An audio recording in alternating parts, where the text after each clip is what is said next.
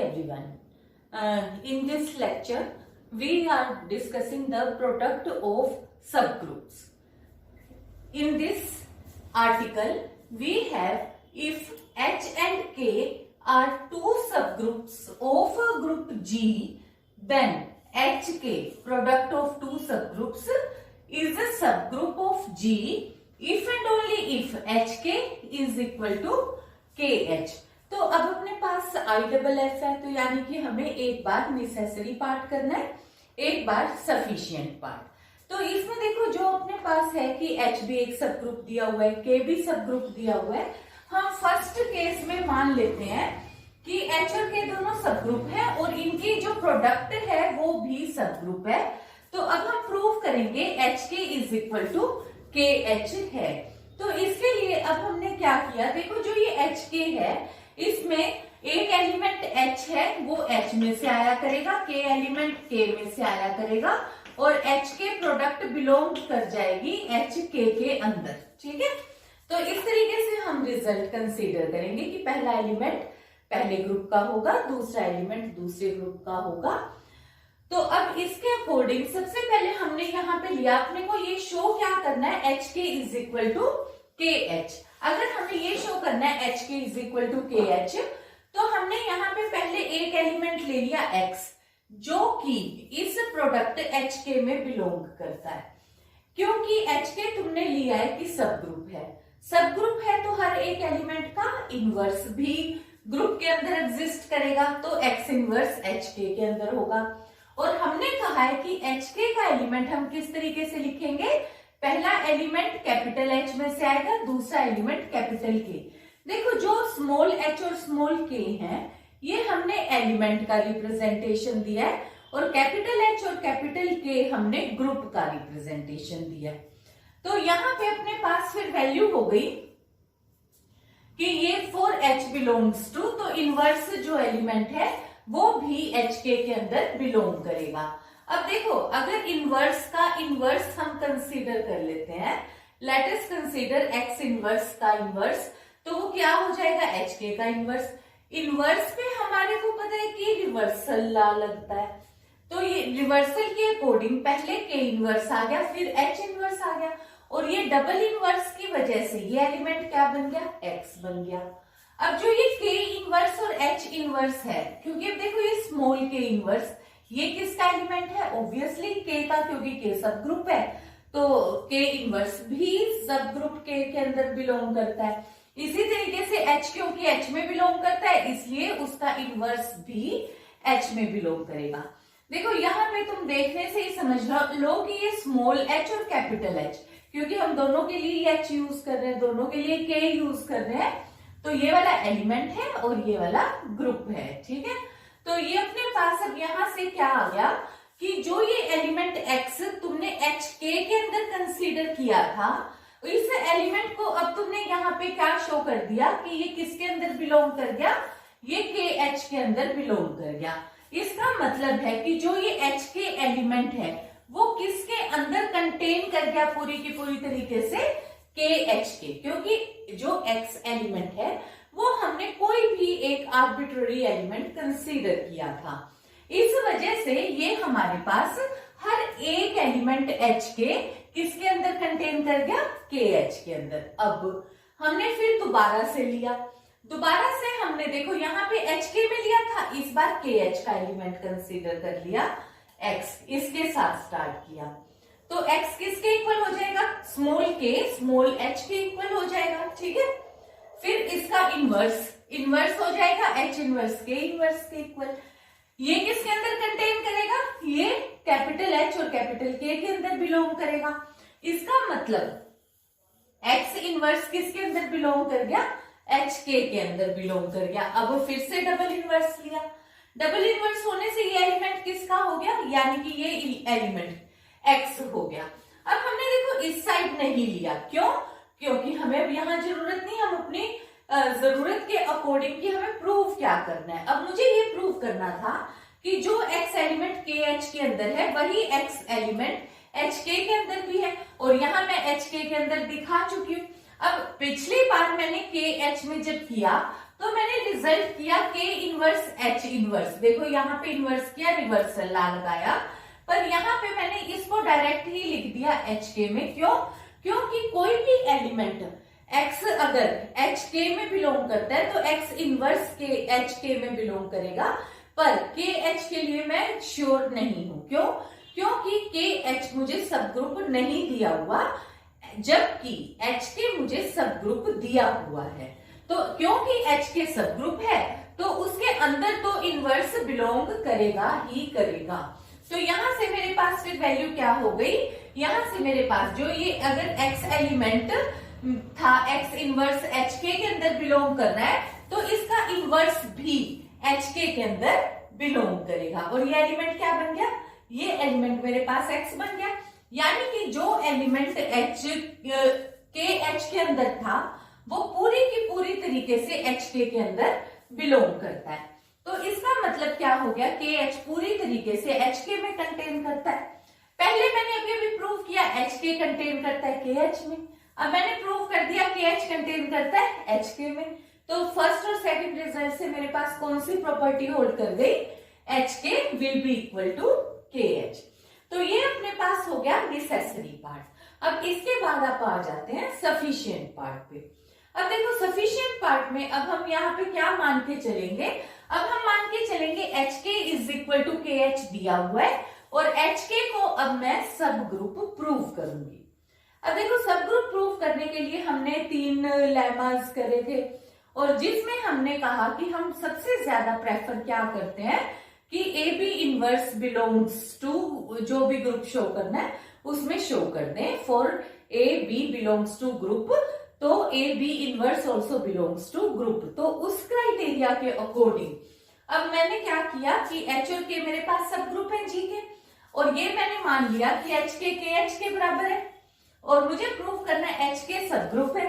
तो मैंने क्या किया कि कोई 2 एलिमेंट्स कंसीडर करे XY जो कि HK में बिलोंग करते हैं, और मैं शो करूंगी कि XY इनवर्स जो है वो भी HK में बिलोंग करता है। अगर मैं ये करने में सक्सेसफुल हो जाती हूं तो ये सब ग्रुप बन जाएगा। तो अब देखो X एलिमेंट HK के अंदर है तो मैं उसको कैसे लिख सकती हूँ, H1K1। Y एलिमेंट भी HK का है तो उसको मैंने लिख लिया H2K2। फिर मैंने XY इनवर्स लिखा तो ये हो गया X, ये हो गया Y इनवर्स, इनवर्स पे रिवर्सल ला लग गया, K2 इनवर्स H2 इनवर्स। अब क्योंकि मेरे को पता है कि मैं एसोसिएटिव ला यूज कर सकती हूँ, पहले मैंने H1 अलग, K1 अलग, K2 इनवर्स H2 इनवर्स, फिर अगली बार मैंने यहाँ पे ब्रैकेट चेंज कर दी, K1 K2 इनवर्स कर दिया। अब देखो क्योंकि H एक ग्रुप है तो ये ध्यान रखना, क्योंकि H एक ग्रुप है तो H1 H2 किसके अंदर बिलोंग करेंगे, H के अंदर। H1 H2 H1 inverse H2 inverse H3 H4 ये सारे एलिमेंट किसके अंदर बिलोंग करेंगे, H के अंदर। बिल्कुल यही सेम रिजल्ट K का। कहने का पर्पस क्या है कि कितने मर्जी H की मल्टीप्लीकेशन हो, कितनी भी बार K की मल्टीप्लीकेशन हो, तो जो भी सारे के सारे H की मल्टीप्लीकेशंस हैं वो अगेन घूम फिर के किसके अंदर लाई करेगी, H के अंदर। H क्या है, कैपिटल H, यानी कि जो ग्रुप है ग्रुप के अंदर लाई करेगी। इसी तरीके से सेम प्रॉपर्टी K की। तो अब जो ये K1 है और K2 इनवर्स, क्योंकि K अपने पास क्या है, सब ग्रुप है, सब ग्रुप का मतलब ग्रुप तो है ही, तो ये क्योंकि K1 और K2 इनवर्स किसके अंदर बिलोंग करेगा, K के अंदर बिलोंग करेगा। तो इस वजह से अब ये वाला एलिमेंट मैंने क्या कह दिया कि ये बिलोंग करेगा K, और ये एलिमेंट किस में बिलोंग करेगा, H में। तो ये जो ये वाला एलिमेंट है बाद वाला, ये वाला एलिमेंट मैंने किस में शो कर दिया, ये एलिमेंट मैंने KH में शो कर दिया। अब फिर से आ जाओ, अब ये वाला एलिमेंट जो है मेरे पास, क्योंकि ये यहाँ पे H2 इनवर्स है, पर KH किसके बराबर है, क्योंकि मैं इस बार क्या मान के चली हूं, KH is equal to HK। तो इंस्टेड ऑफ KH मैंने क्या लिख लिया, HK लिख लिया, यानी कि यही एलिमेंट HK में भी बिलोंग करता है। पर अगर ये HK में बिलोंग करता है तो इस एलिमेंट को मैं H3K3 की टाइप से लिख सकती हूँ, क्योंकि मल्टीप्लीकेशन के बाद मुझे नहीं ना पता जैसे ओमेगा 5 मल्टीप्लाई होके कितनी वैल्यू बनी है ओमेगा की, 6 बनी है, 7 बनी है, तो मैंने यहाँ पे K का कोई और नया नाम दे दिया, और यहाँ पे इसका जो भी कोई भी कैलकुलेशन के बाद आया है मैंने इसे कह दिया कि से कोई भी एलिमेंट है आर्बिट्ररी H3K3। तो ये मेरे पास हो गया H3K3। अब यहां से मेरे पास जो ये XY इनवर्स एलिमेंट है, तो ये देखो ये XY इनवर्स एलिमेंट है, यहाँ पे H1 तो मेरा बचा हुआ है, इसको मैंने क्या लिखा है H3K3। तो ये एलिमेंट कितना हो गया H1 H3K3। फिर एसोसिएटिव वाली ब्रैकेट चेंज कर दी, फिर यहाँ पे H1 H3, अगेन ये वाला प्रोडक्ट किसके अंदर बिलोंग कर रहा है, H के अंदर बिलोंग कर रहा है, ये किसके अंदर बिलोंग कर रहा है, K के अंदर बिलोंग कर रहा है। इसका मतलब अब मेरे पास यहां से क्या हो गया कि जो ये XY इनवर्स है ये बिलोंग करता है HK के अंदर, तो यानी कि HK इज अ सब group. Again we have to prove that if H and K are finite subgroups of G, then order of HK is equal to order of H into order of K upon order of H intersection K। H intersection K का मतलब तुम्हें पता ही है कि दोनों के अंदर जितने कॉमन एलिमेंट्स हैं। ऑर्डर का मतलब भी तुम्हें पता है कि देखो इनफाइनाइट ग्रुप होता है, तो जैसे आप कह देते हैं सेट ऑफ इंटीजर्स, ये कैसा हो गया, ये इनफाइनाइट ग्रुप है। पर जैसे cube root of unity, 4/4 root of unity, ये हमारे पास फाइनाइट ग्रुप है, और इनका ऑर्डर क्या होता है, जितने उसके अंदर मैक्सिमम डिफरेंट एलिमेंट्स होते हैं। किसी भी ग्रुप में हम रेपिटेशन अलाउड नहीं करते, जैसे कि omega cube, omega 9, omega 6, omega 12, इन सब की वैल्यू 1 है, तो ये अपन सिर्फ एक ही बार लिखते हैं। तो जितने भी डिफरेंट एलिमेंट हैं उनकी हम लिस्ट बनाते हैं। तो ऑर्डर ऑफ H का मतलब क्या हो गया कि H के अंदर कितने डिफरेंट एलिमेंट है। ऑर्डर ऑफ K का मतलब हो गया कि K के अंदर कितने डिफरेंट एलिमेंट है। ऑर्डर ऑफ H इंटरसेक्शन का मतलब हो गया कि इस ग्रुप के अंदर कितने टोटल नंबर ऑफ एलिमेंट्स हैं।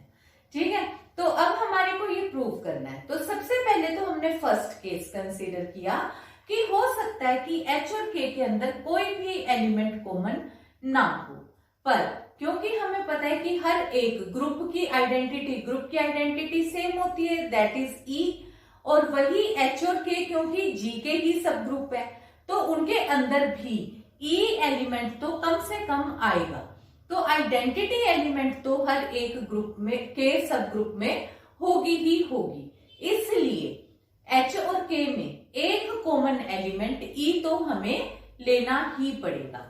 तो हम अब ये मान के चलते हैं पहले केस में कि केवल और केवल आइडेंटिटी एलिमेंट कॉमन है, उसके अलावा कोई भी एलिमेंट H और K के अंदर कॉमन नहीं है।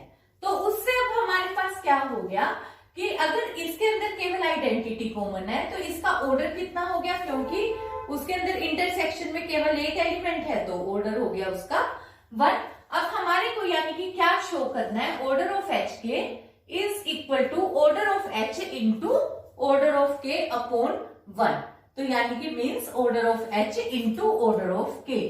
तो इसके लिए हमने क्या किया, अब हमने एच के क्या है, कैपिटल एच के product of all the elements, जितने भी एलिमेंट्स थे उन सब की एक लिस्ट तैयार कर ली। और फिर अब हम क्या शो करेंगे कि इस लिस्ट के अंदर कोई भी एलिमेंट रिपीट नहीं हो रहा। जितने भी हम एच और के एलिमेंट्स कंसीडर कर सकते थे, जैसे suppose 1 omega square plus minus 1 plus minus omega. तो पहले मैंने 1 की इन सबके साथ प्रोडक्ट ली, फिर ओमेगा के साथ, फिर ओमेगा स्क्वायर के साथ, इन सबके साथ मैंने लिस्ट इनकी ले ली। जब मैंने लिस्ट बना ली इन सब की, तो उसके बाद फिर मैंने चेक किया कि जितनी भी लिस्ट आई है उसमें से अब मैं ये चेक करके बताऊंगी कि किसी के भी करस्पॉन्ड रेपिटेशन नहीं है।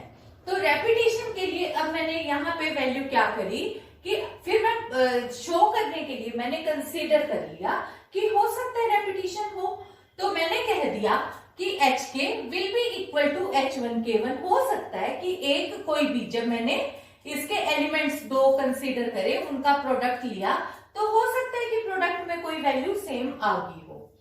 और किस तरीके से लिया, for H is not equal to H1, क्योंकि अगर हम देखो ओमेगा क्यूब का ही नाम ओमेगा 6 कह के कह दें तो वो गलत हो जाएगा ना, तो इसलिए हम केवल डिफरेंट एलिमेंट्स कंसीडर करते हैं, और उसमें हमने लिया कि H should not be equal to H1, कि कोई दो डिफरेंट एलिमेंट्स के लिए हो सकता है कि प्रोडक्ट सेम आ गई हो।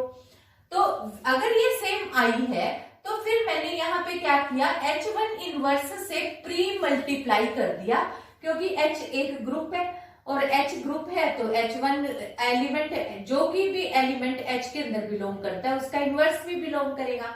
फिर मैंने यहाँ पे प्री मल्टीप्लाई कर दिया H1 इनवर्स से, तो ये वाला जो एलिमेंट है, तो यहाँ पे फिर मैंने क्या किया, इधर के इनवर्स मल्टीप्लाई कर दिया, पोस्ट मल्टीप्लाई। एक तरफ यानी मैंने केवल H इकट्ठे कर लिए, एक तरफ मैंने केवल K इकट्ठे कर लिए। अब मुझे पता है कि H1 इनवर्स इंटू H, क्योंकि H एक ग्रुप है इसलिए इनकी प्रोडक्ट भी H के अंदर बिलोंग करेगी, इसी तरीके से इनकी प्रोडक्ट K के अंदर बिलोंग करेगी, यानी कि ये एलिमेंट H में है और ये एलिमेंट K में है। पर ये वाला एलिमेंट, इनके अंदर का कॉमन एलिमेंट तो केवल, क्योंकि ये यानी ये एलिमेंट इसके इक्वल है, इक्वल होने का मतलब है कि इंटरसेक्शन में बिलोंग करता है। इंटरसेक्शन में पर मैं कौन सा मान के चली हूं, केवल और केवल आइडेंटिटी, यानी कि ये भी आइडेंटिटी है और ये भी आइडेंटिटी एलिमेंट है। तो इसका मतलब मेरे पास क्या हो गया, H1 inverse into H is equal to identity element. इससे मेरे पास क्या हो गया, फिर मैंने यहाँ पे इस एलिमेंट को मैं इस साइड ले गई तो ये मेरे पास क्या हो गया, H1 हो गया। तो पर यहाँ पे मैं स्टार्टिंग में ही ये मान के चली थी कि ये वाला जो एलिमेंट है ये मेरा डिफरेंट एलिमेंट है, यानी कि ये डिफरेंट एलिमेंट के लिए हमारे पास ये वाली वैल्यू अगर ये डिफरेंट है तो कभी भी ये आंसर सेम नहीं आ सकता। ठीक है, तो रेपिटेशन अलाउड नहीं होगी। फिर अब हम दूसरा केस कंसीडर करते हैं, क्योंकि बहुत सारे ग्रुप्स ऐसे होते हैं जिसमें केवल और केवल आइडेंटिटी तो कॉमन नहीं होगी। तो अब हम मान के चलते हैं कि यहाँ पे केवल और केवल आइडेंटिटी कॉमन नहीं है, इसके अलावा भी और एलिमेंट है। तो हम शो करेंगे कि H के एलिमेंट की कितने टाइम्स जो H के एलिमेंट है, क्योंकि जो प्रोडक्ट है, प्रोडक्ट के एलिमेंट्स किस टाइप के होते हैं, जो ये प्रोडक्ट के एलिमेंट है वो इस टाइप के एलिमेंट्स होते हैं। तो अब हम यहाँ पे ये शो करेंगे कि ये एलिमेंट कितनी टाइम अपने आप को रिपीट कर रहे हैं। तो वो फिर हम क्या शो करेंगे कि वो इतने बार रिपीट कर रहे हैं जितनी टाइम इस इंटरसेक्शन के अंदर कॉमन एलिमेंट आए हुए हैं। H और K के जितने कॉमन एलिमेंट हैं, H के प्रोडक्ट के एलिमेंट उतने ही टाइम्स रिपीट कर रहे हैं। तो अब अपने पास यहाँ पे ये वाली वैल्यू, तो अपने पास फिर हमने उसके लिए क्या लिया, हमने लिया कि H के स्मॉल h के एलिमेंट है जो कि कैपिटल H के में बिलोंग करता है। तुम्हारे को पता है कि जो ये H एलिमेंट है वो कैपिटल H में बिलोंग करता है, स्मॉल के कैपिटल K में बिलोंग करता है। फिर हमने एक एलिमेंट कॉमन वाला कंसीडर कर लिया कि जो एक कॉमन एलिमेंट है वो H इंटरसेक्शन K के अंदर बिलोंग करता है। अगर X एलिमेंट वो हमने H इंटरसेक्शन K में बिलोंग किया है, तो यानी कि ये वाला जो X एलिमेंट है वो H के अंदर भी है, सिमिलरली ये X एलिमेंट K के अंदर भी है। जब इन दोनों की इंटरसेक्शन में है तो ये अब एक एलिमेंट H के, जो मैं ये कैपिटल H के का लेकर चली हूं, देखो अब इस H के को मैं कैसे लिख सकती हूँ, H into identity element into K। फिर मैंने इसको अलग अलग तरीके से लिख के दिखाना है ना, तो मैंने E आइडेंटिटी की जगह पे X इंटू X इनवर्स लिख दिया। फिर मैंने इसको इसके साथ मल्टीप्लाई कर दिया और इसके को इसके साथ पेयरिंग कर दी। पेयरिंग की तो ये वाली मेरे पास शेप बन गई। अब तुम्हारे को पता है कि ये वाला X एलिमेंट किसका है, ऑब्वियसली H के अंदर भी है, ये वाला H एलिमेंट H के अंदर है ही, तो ये प्रोडक्ट मेरे पास कौन सी हो गई, ये कोई एक नया नाम हमने दे दिया से एच डैश, ये किसके अंदर बिलोंग कर रहा है, कैपिटल एच के। इसी तरीके से क्योंकि एक्स एलिमेंट के अंदर बिलोंग कर रहा है और के अपने पास एक ग्रुप है, तो एक्स इनवर्स भी के अंदर बिलोंग करेगा और इनका प्रोडक्ट भी के अंदर बिलोंग करेगा, और प्रोडक्ट होने से इनका कोई एक हमने नया नाम दे दिया से के डैश। तो यानी कि अब जो ये एलिमेंट है मेरे पास एच के, वो मैंने किस तरीके से एक अलग तरीके से मैं लिख पाई एच डैश के तरीके से। अब ये वाली वैल्यू, तो यहां से मेरे को क्या पता चला कि ये वाली वैल्यू एक बार तो एक्स एलिमेंट, क्योंकि एच इंटरसेक्शन के अंदर मान लो मेरे पास 2, 4 और 6 कॉमन है सपोज, तो एक बार मैं 2 के अकॉर्डिंग पेयरिंग करूंगी, एक बार 4 के अकॉर्डिंग, एक बार 6 के अकॉर्डिंग। तो यानी कि जब मैं यहाँ पे एक्स एलिमेंट सब्स्टिट्यूट करूंगी तो मैं कितनी बार करूंगी, जितनी टाइम एक्स इंटरसेक्शन के अंदर x1, x2 up to xn जितने भी एलिमेंट आए हैं उतनी बार मैं x1 यहाँ पे फिर x2, ठीक है, उतनी बार मैं इनको रिप्रेजेंट कर सकती हूँ। तो मैंने क्या लिखा, तो we shall hence we see that every element of HK is repeated corresponding to every x। तो जो जितने भी x आए हैं इंटरसेक्शन के अंदर, हर एक के करस्पॉन्ड हम उसको एक नए तरीके से लिख पाएंगे। यहां से हमारे को फिर क्या पता लगता है, it follows that every element of HK is repeated at least.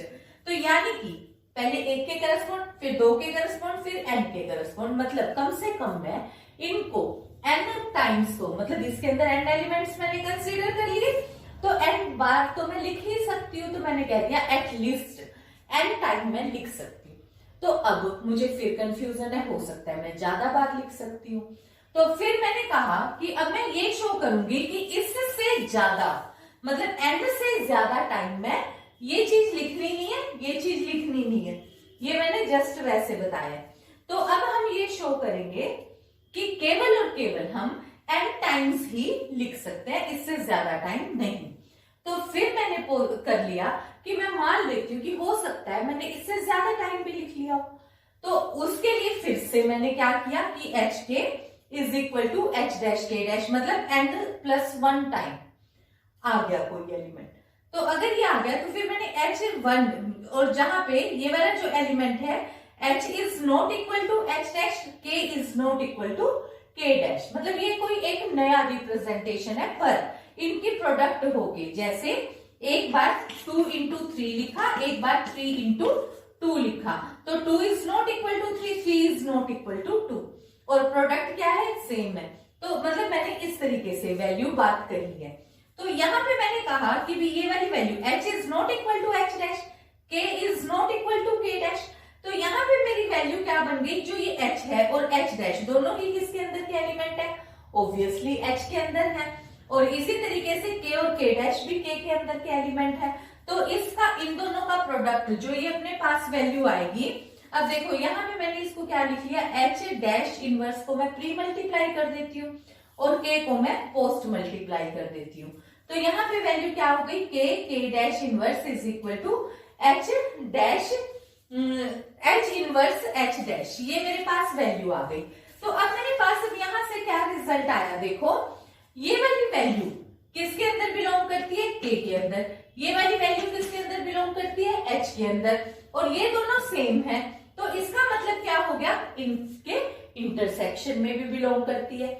अगर इंटरसेक्शन में बिलोंग करती है तो इंटरसेक्शन में तो हम वो जो भी एलिमेंट थे x, वो सारे के सारी वैल्यूज हम उनके करस्पॉन्ड लिख चुके हैं। यानी कि ये जो एलिमेंट आया है सेम वैल्यू के लिए आई है, तो वो किसी एक नए एलिमेंट के लिए नहीं आई, वो वन ऑफ द इंटरसेक्शन के एलिमेंट के करस्पॉन्ड ही वो रिजल्ट हमारे पास आया है। यानी कि मैक्सिमम कोई भी एलिमेंट कितने टाइम रिपीट कर सकता है, H इंटरसेक्शन K। तो यानी अब इसका मतलब क्या हो गया कि order of H over order of H K का कितना हो गया कि order of H into order of K over, जैसे अगर हमारे पास H एक ग्रुप है जिसका की ऑर्डर सपोज हमारे पास 8 है और K का ऑर्डर हमारे पास 12 है, और H इंटरसेक्शन K का ऑर्डर हम कह देते हैं 2 है, तो यहां से वैल्यू कितनी हो जाएगी, order of H K will be equal to 8 into 12/2। तो ये अपने पास इस तरीके से वैल्यू निकलेगी। तो यहाँ पे अपने पास जो डिफरेंट एलिमेंट्स का सेट है वो इस तरीके से हमारे पास आएगा। तो ये हमारे पास प्रोडक्ट से रिलेटेड ऑर्डर का रिजल्ट है। अब देखो अपने पास कुछ एक रिजल्ट इस टाइप के होल्ड करते हैं, क्योंकि तुम्हें पता है कि H हम क्या मान के चले, सब ग्रुप ऑफ G। अगर H सब ग्रुप है G का, तो जो H इनवर्स है, देखो ये तुम इजीली प्रूव कर सकते हो कि H inverse will be equal to H, H into H will be equal to H, क्योंकि दोनों ही एलिमेंट किसके हैं, पहला एलिमेंट भी कैपिटल H का है, दूसरा एलिमेंट भी कैपिटल H का है। H इंटू H किसका होगा, H का होगा। H के अंदर क्लोजर प्रॉपर्टी बिलोंग करती है, तो कोई भी दो का प्रोडक्ट किसके अंदर कंटेन करेगा, ठीक है। इसी तरीके से तुम ये शो कर सकते हो H into H inverse is equal to H। अब हम एक आध रिजल्ट और करते हैं, जिसमें एक रिजल्ट में H K inverse is equal to K inverse H inverse show करना है। देखो है ये भी बड़ा सिंपल और तुम इजीली कर सकते हो।